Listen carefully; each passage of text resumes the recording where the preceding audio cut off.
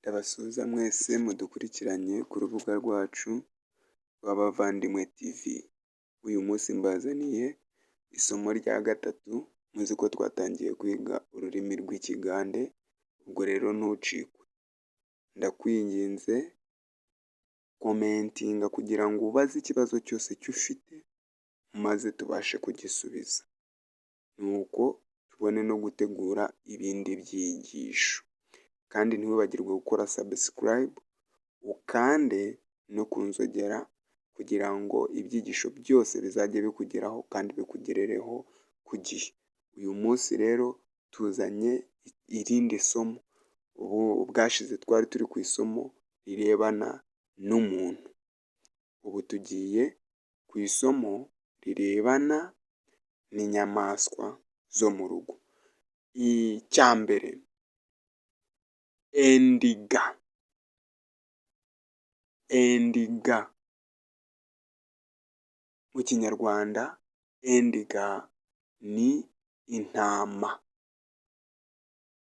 Endiga mu Kigande, intama mu rurimi rw'Ikinyarwanda. Intama. Umugande we avuga ngo endiga.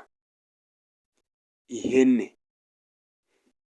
Ihene umugande we ayita embuzi. Embuzi. Umugande we avuga ngo embuzi. Urumva ukuntu bigenda bitandukanye.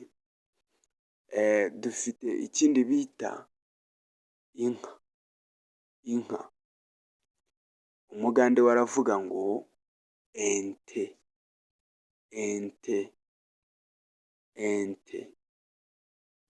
Niko umugande ayita. Dufite ikindi bita inkoko. Inkoko. Umugande we aravuga ngo enkoko. Enkoko. Mu kwandikwa byanditswe kimwe ariko umugande aravuga ngo enkoko. Dufite ikindi bita dendo. Dendo murazizi nazo dukunze kuzorora. Umugande we ayita sekoko. Sekoko. Sekoko.